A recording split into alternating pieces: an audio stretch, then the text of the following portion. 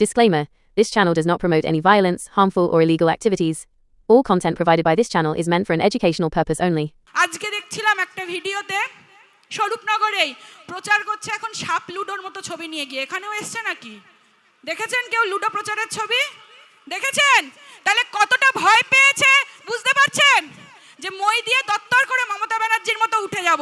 আর তারপরে যে সেটা দেখা যাচ্ছে না, সেই সাপের মুখ থেকে যে চাকরিটা অর্জন করেছিলাম 26,000 সংখ্যা হয়ে আবার ফুস করে নিচে নেমে রাস্তায় দাঁড় করিয়ে দেবে। এই হচ্ছে সাপ লুডোর পেছনের আসল গল্প। আজকে 26,000-এর চাকরিটা নিয়ে নিল। বলে না একটা কথা আছে, ভাত দেওয়ার ক্ষমতা নেই কিল মারার গোসাই। যে কটা চাকরি পেয়েছিল তাদের চাকরিগুলোও গেল। আর যেগুলো আজকে আমাদের হাবিবের মতো পরবর্তী আছে, যারা এত শিক্ষিত ছেলে, তাদেরকেও আজকে ধর্মতলার ওই ধর্ণা মঞ্চে গিয়ে বসে থাকতে হয়, হাপিত্তেশ করে বসে থাকতে হয় একটা চাকরির জন্য। আর এখন এই ভোটের আগে জুমলাবাজি, ভোটের আগে জুমলাবাজি, হাতে যুবকদের 1500 টাকা ধরিয়ে দিয়ে বলছেন নে বকল বাজা। 1500 টাকায় কি হয়? ভিক্ষা দিচ্ছেন? এই ছেলেগুলো যারা 1500 টাকা পাচ্ছে তাদের তো একটা চাকরি পাওয়ার কথা ছিল, একটা 30,000 টাকার চাকরি পাওয়ার কথা ছিল। এই যুবকগুলো যারা 1500 টাকা করে পাচ্ছে তাদের তো 100 দিনের কাজ পাওয়ার কথা ছিল। আমরা বামেরা বলেছি, আমরা আইএসএফেরা আমাদের ইস্তেহারে বলেছি, আজকে যদি আপনারা কুতুবউদ্দিন দাদা ভাইকে ভোটের বোতামটা টিপে ওই খাম চিহ্নটাকে জিতিয়ে বিধানসভায় পাঠান, দাদা ভাই আপনাদের হয়ে সওয়াল করবে। আমাদের গ্রামাঞ্চলে 100 দিনের কাজ ফিরিয়ে আনতে হবে। 100 দিনের কাজটাকে 200 দিনের কাজ করতে হবে। আর ন্যূনতম মজুরি দিতে হবে 600 টাকা। কি হয় যদি ন্যূনতম 18,000 টাকা মাসে না পান? সংসার চলে? আজকে যারা ক্ষেত মজুর আছেন, কতদিন কাজ হয়? 100 দিনের কাজ তো হয় না। 20 দিন, 30 দিন, 50 দিন, তারপরে অন্য রাজ্যে পরিযায়ী শ্রমিক হয়ে চলে যেতে হয়। আর পরিযায়ী শ্রমিকদের কি হাল হয়? 21 সালের ভোটের পরে আমরা দেখেছি, 21 সালের ভোটের পরে আমরা দেখেছি পরিযায়ী শ্রমিকদেরকে যখন করোনার সময় সবথেকে বেশি দরকার ছিল তাদের পাশে দাঁড়ানোর, তাদের পাশে না দাঁড়িয়ে তাদেরকে ভুলে গেছিল, আমাদের রাজ্যের কাউন্টিং থেকে বাদ দিয়েছিল। আর মাইলের পর মাইল হাঁটতে হাঁটতে এসে আমাদের ঘরের পরিযায়ী ভাই বোনেরা প্রাণ হারিয়েছিল। তখন কিন্তু ওই রেড ভলেন্টিয়ার্স, ওই শূন্য পাওয়া দল আর নওশাদের একটা বিধায়ক পাওয়া দল, সেখান থেকে রেড ভলেন্টিয়ার্সরা পাশে দাঁড়িয়েছিল। আপনার বাড়ির ছেলেটা মেয়েটাও যখন মুখ ফিরিয়ে নিয়েছিল, এই সেলিম দাদের মতো রেড ভলেন্টিয়ার্সরা, তারা কিন্তু ওই নিজের বাড়ির পরোয়া না করে, নিজের ছোট বাচ্চাটার পরোয়া না করে আপনার বাবাকে মাকে বাঁচাতে গেছিল। তার আগেও কিন্তু তার বুকে শূন্য পাওয়া বেদনা ছিল, তার একদিনের মধ্যেই কাজটা শুরু হয়ে গেছিল। আমরা ভাববো না ভোট দিতে যাওয়ার আগে তাদের কথা? আজকে পরিযায়ী শ্রমিকদের শুধুমাত্র বাংলা বলার জন্য বাইরের রাজ্যে একটু বেশি টাকার জন্য গেছিল, সেখান থেকে গিয়ে ফিরে আসতে হয়েছে, তাদেরকে কফিনবন্দি হয়ে ফিরে আসতে হয়েছে। কারণ এই বিজেপি দলটা বাংলার রাজনীতি বোঝে না, বাংলা সংস্কৃতির সাথে এদের কোনো যোগাযোগ নেই। তাই রামনবমীর পতাকায় দেখবেন সব জায়গায় যে জয় শ্রীরাম লেখা থাকে সেটা হিন্দিতে লেখা থাকে। কারণ এই বিজেপি আমাদের দুর্গাপুজো জানে না, এই বিজেপি দলটা আমাদের নীল ষষ্ঠী জানে না, এই বিজেপি দলটা চড়ক পুজো জানে না, বাংলা সংস্কৃতি জানে না। এই বিজেপি দলটা বলেছিল নেতাজিকে দেশদ্রোহী, এই বিজেপি দলটা এখন বলে গরুর দুধে সোনা পাওয়া যায়, গামবাটের দল একটা। আর এই বিজেপি দলটা বলেছিল রামমোহন নাকি ব্রিটিশের দালাল, আর নেতাজিকে দেশদ্রোহী তো বললাম, রবীন্দ্রনাথের গান গাইলে ভরে দিচ্ছিল। আর এই বিজেপি দলটা আরএসএস এর বড় ভাই, যখনই আমরা ঠিক করে ফেলি মমতা ব্যানার্জিকে ফেলে দেব, তখনই চলে আসে আমাদের পশ্চিমবঙ্গে উত্তেজনা ছড়ানোর জন্য। কখনোই আজ বন্ধু কাল শুভেন্দু, সে বলে দেয় আমাদেরকে ঘুষপেটিয়া বাংলাদেশি, কখনো বা বলে দেয়। আজকে আপনারা দেখেছেন বিজেপি কি বলছে? বিজেপি বলছে যে আমরা এখান থেকে সব কটাকে বাইরে বের করে দেব। আর মমতা ব্যানার্জি, তার একই তো ভাই, একই গোত্রের, একই বোন, সে কি বলছে? যদি ওয়াকফের কথা, আপনারা নিজেদের হকের কথা যখন বলতে গেছিলেন, সে বলছে যদি ভোট করতে হয়, ওয়াকফ যদি চাইতে হয় দিল্লি গিয়ে করো। আপনাদেরও বলছি, এরপরে যদি তৃণমূলের কোনো কর্মীও আপনাদের কাছে ভোট চাইতে আসে, আপনারাও বলে দিন আমাদের তো ওয়াকফের সময় দিল্লি যেতে বলেছিলে, তোরা চলে যা দিল্লিতে, যে চুলায় পারিস চলে যা, আমাদের কাছে মুখটা দেখাতে আসিস না। বলতে পারবেন তো? মনের জোর আছে তো? দেখুন, বিন্দুতে বিন্দুতে সিন্ধু হয়, মানুষ চাইলে সব পারে। হেভি ওয়েট শুধুমাত্র ওই বাইরের ওয়েটটা আছে, ভেতরটা অন্তঃশ্বাস শূন্য হয়ে গেছে, ঘুণ পোকায় ধরে নিয়েছে। আপনারা সেই 100টা বিন্দুতে বিন্দুতে সিন্ধুর মুখোমুখি হন। পরবর্তী বক্তা আছে, ভাইজানের জন্য অপেক্ষা করে আছেন, ভাইজান আসবে। শুধু একটা কথা বলে আপনাদেরকে আমি শেষ করতে চাইছি, বাস্তিল দুর্গও শেষ হয়েছিল, বাস্তিল দুর্গও ছাই হয়েছিল, ওই নবান্ন তো কোন ছাড়, বাস্তিল দুর্গও ছাই হয়ে গেছিল, ওই নবান্ন তো কোন ছাড়, জনরোষে পথের ধুলায় মিলবে এই সরকার। ভারতের গণতান্ত্রিক যুব ফেডারেশন জিন্দাবাদ, বাম আইএসএফ ঐক্য জিন্দাবাদ।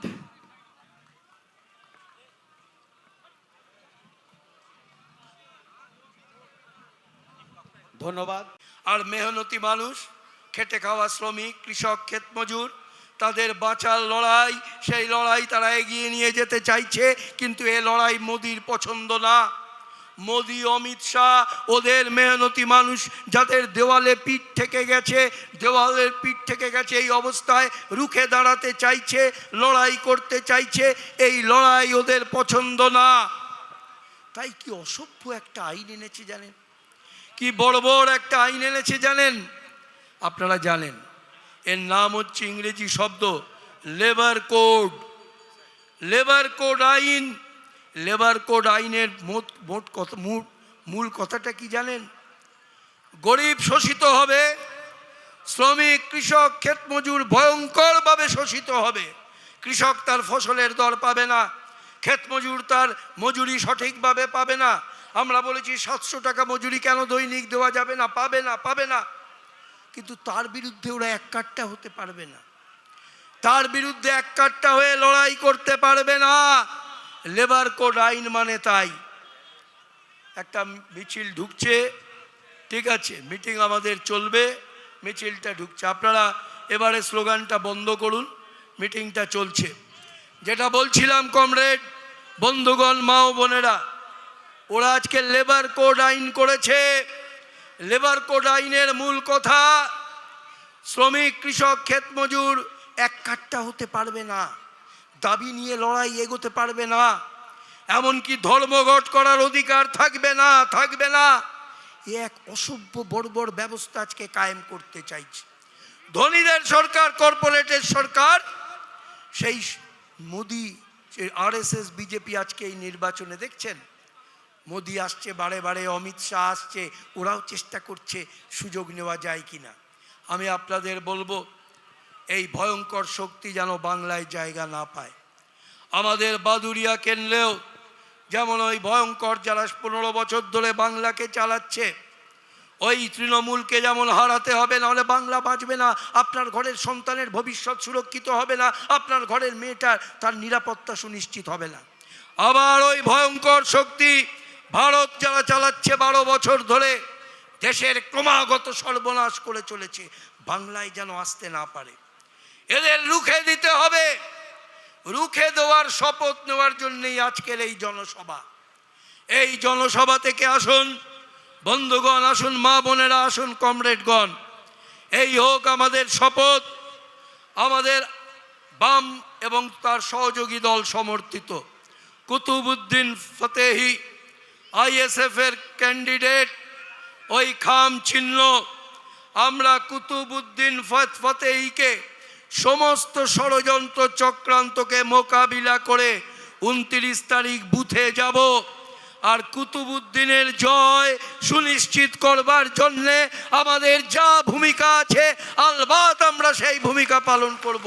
শেষ কথা, ওরা খোয়াব দেখছে, তৃণমূলের যারা সাধারণ সময় গর্তে গুটিয়ে যায়, টাকা দিয়ে পোষে গুন্ডা, তারা মাথা চাড়া দেওয়ার চেষ্টা করছে। বুঝিয়ে দিতে হবে 2026-এর বাংলা, এই 2026-এর বাংলায় কোনো সমাজ বিরোধী কোনো পার্লামেন্টে থাকেননি, অর্থাৎ ভোটাধিকার থেকে বিরত থেকেছেন। এইভাবে 1, 2, 3, 4 করে বিজেপিকে তারা সাহায্য করেছেন। যার ফসল হিসাবে ভাইপো এখনো জেলের বাইরে আছেন, এই সমস্ত ফসল পাওয়ার জন্য। আমি যদি একটা কথা তুলে ধরি আপনাদের কাছে, তাহলে আপনারা পরিষ্কারভাবে বুঝতে পারবেন আমরা কি দেখলাম। আমরা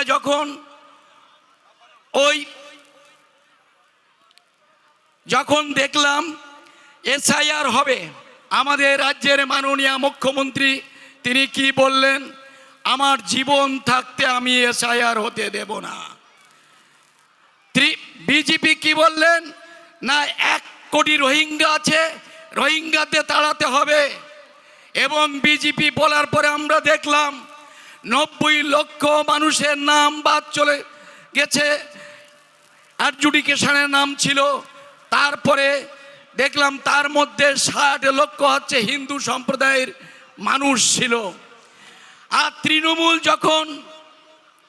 তারা যখন এটা করলো, তখন তার পরবর্তীতে তৃণমূল কংগ্রেসের সরকার এই এসআইআর এর জন্য 290 কোটি টাকা অনুমোদন করলেন, 290 কোটি টাকা দিলেন।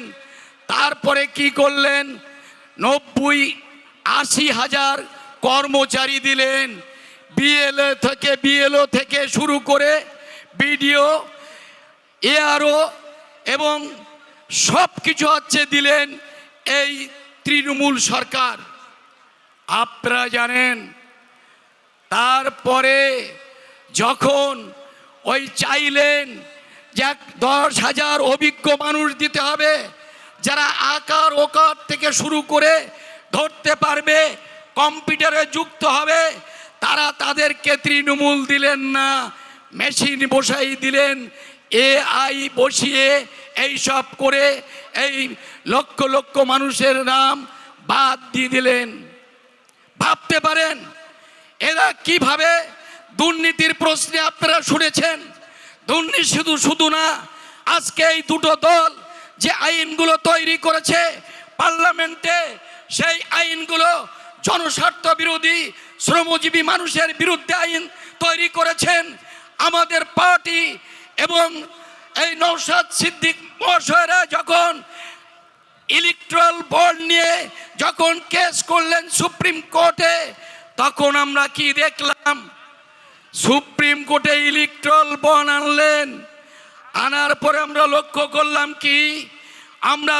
করলাম যে ইলেকট্রাল বন্ড পাস করিয়ে দিলেন। ইলেকট্রাল বন্ডের টাকা নিলেন কে? ইলেকট্রাল বন্ডের টাকা নিলেন, প্রথম হলেন বিজেপি, দ্বিতীয় হলেন কারা? দ্বিতীয় হলেন ওই তৃণমূল কংগ্রেস। অর্থাৎ নির্বাচনে টাকা ব্যয় করা যাবে, কোনো হিসাব দিতে হবে না, সেই টাকার কোনো হিসাব দিতে হবে না। আমি সকাল থেকে সন্ধ্যা পর্যন্ত এখানে যারা আছেন সমস্ত মানুষ হাড় ভাঙা পরিশ্রম করে বেঁচে থাকার জন্য খাটেন, কিন্তু তারপরে দেখলাম 476টা জাল ওষুধ বেরিয়েছে। কেন জাল ওষুধ বেরোলো? মোদিজি ওদের কাছ থেকে টাকা নিয়েছে, মোদিজি টাকা নিয়েছে ওষুধ কোম্পানির কাছ থেকে। আর দিদি কি করলেন? দিদি টাকা নিলেন এই যে বিদ্যুৎ কোম্পানির কাছ থেকে, তারা চুটিয়ে নির্বাচন করলেন। আর আমরা যখন মানুষের দ্বারে দ্বারে বলছি ফতেহ সাহেব আমাদের হচ্ছে প্রার্থী, কুতুবুদ্দিন ফতেহ সাহেব আপনারা অর্থ দিন, কারণ আপনারা অর্থ দিলে এই কুতুবুদ্দিন ফতেহ সাহেব যখন জিতবেন তখন আপনার কথা বিধানসভায় বলবেন।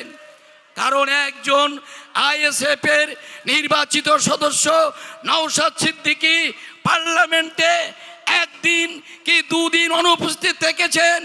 প্রত্যেক দিন তারা মানুষের কথা বলেছেন, তিনি প্রত্যেক দিন বিধানসভার অভ্যন্তরে মানুষের কথা বলেছেন। সেই কারণে কুতুবুদ্দিন ফতেহ সাহেবকে আমাদের জেতাতে হবে। আমাদের শিক্ষা আজকে ধ্বংস হয়ে গেছে, আমাদের সর্বস্ব আজকে ধ্বংস হয়ে গেছে। আমাদের রবীন্দ্রনাথের নজরুলের বাংলা আজকে ধিক ধিক করে হচ্ছে ঢুকছে। কারণ রবীন্দ্রনাথ বলছিলেন নানা ভাষা নানা মত নানা পরিধান, বিবিধের মাঝে দেখো মিলন মোহন। অর্থাৎ এই ভারতবর্ষে কোথাও হচ্ছে হিন্দি ভাষাভাষীর মানুষ, কোথাও মারাঠি ভাষাভাষীর মানুষ, কোথাও আবার বাংলা ভাষাভাষীর মানুষ, সেটাকে ওরা ভাগ করে দিতে চায়। সেই ভাগ করে দিতে চাওয়ার জন্য আমরা বলছি ঐক্যবদ্ধ কি হচ্ছে কি এত চিৎকার চেঁচামেচি করছেন কেন? আপনারা বসুন। সবার কাছে অনুরোধ করছি, আপনারা নিজের জায়গায় বসে পড়ুন। প্রবল জনজোয়ার, আপনারা সবাই সহযোগিতা করুন। চেয়ারগুলো সহযোগিতা যারা করছেন করুন, কিন্তু যারা বাম দিকে আসছেন তারা বাম রাস্তা মাঠের মধ্যে ঢুকে যান। এখনো মিছিল আসছে।